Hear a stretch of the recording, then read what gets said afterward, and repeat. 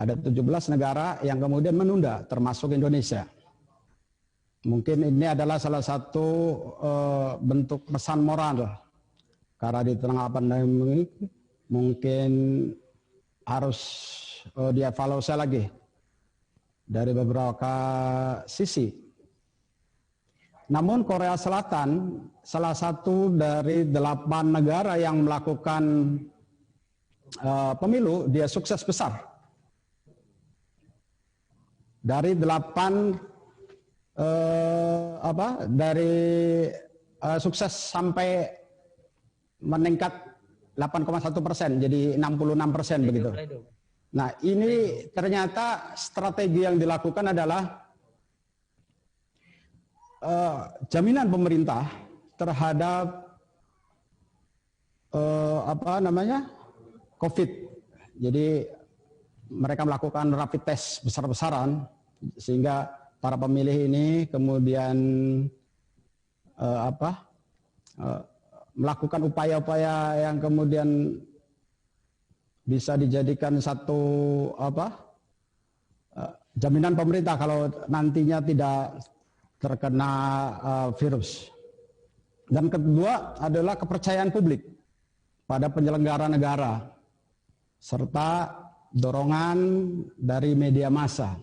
Artinya KPU di tingkatan bawah kalau mau partisipasinya naik tentu harus kerjasama dengan media massa, tentunya begitu. Baiklah, beberapa hal yang kemudian ingin kita tegaskan.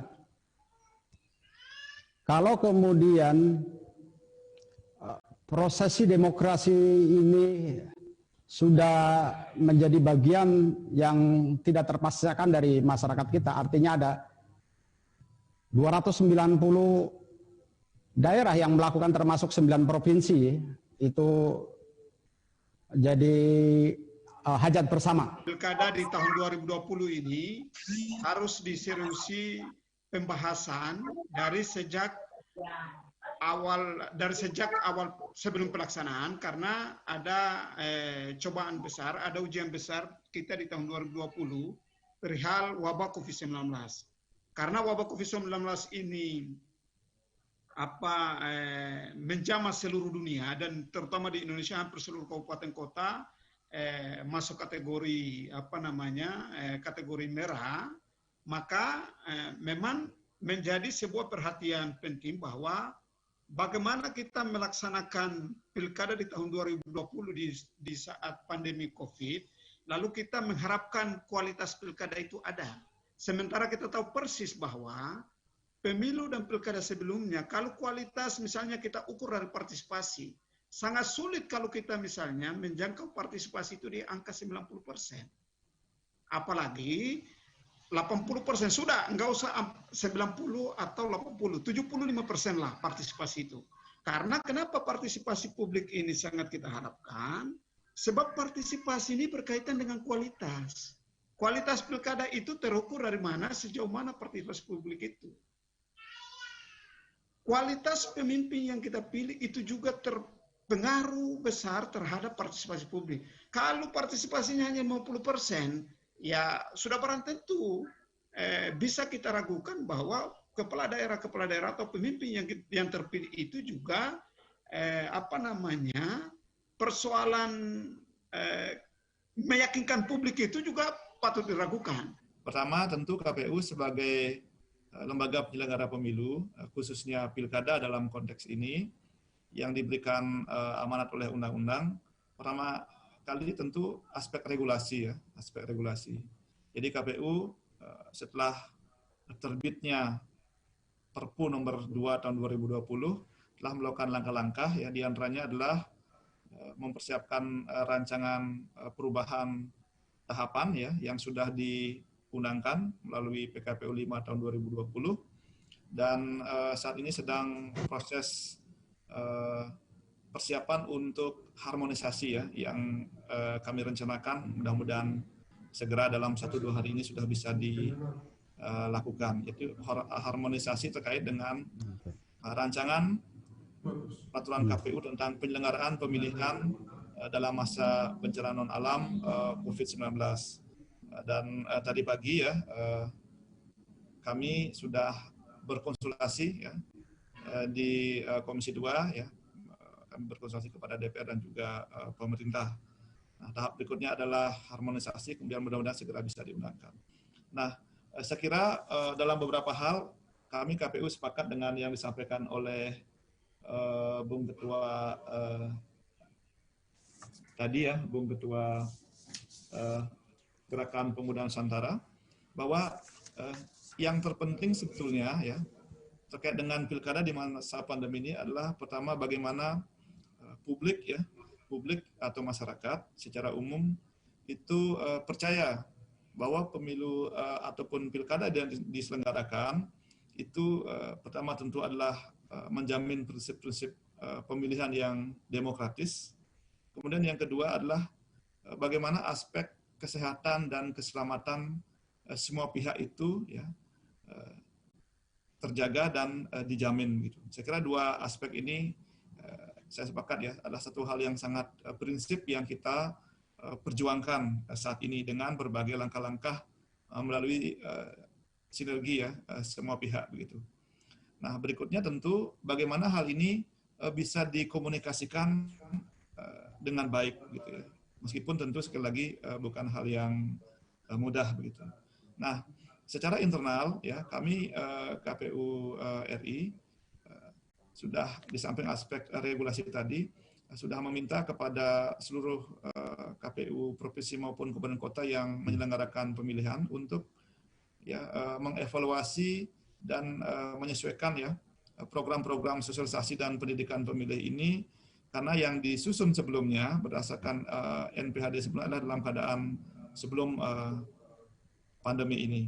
Nah, kami sudah bersurat untuk meminta agar disesuaikan sejauh dimungkinkan menurut aturan begitu.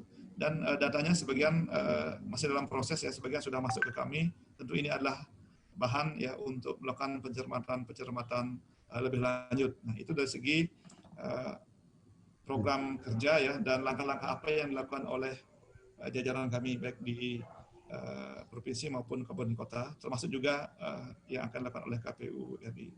Nah, berikutnya ya Bapak Ibu sekalian, tentu ya peran media ini akan menjadi sangat strategis, baik media cetak, elektronik maupun media daring. Ini tentu perlu kita pikirkan ya bagaimana mekanisme dan partisipasi yang dapat dilakukan oleh para pihak yang ada di dalamnya dalam setiap tahapan tentunya ya. Di dalam regulasi yang disiapkan itu porsi terbesar memang didorong ke media daring.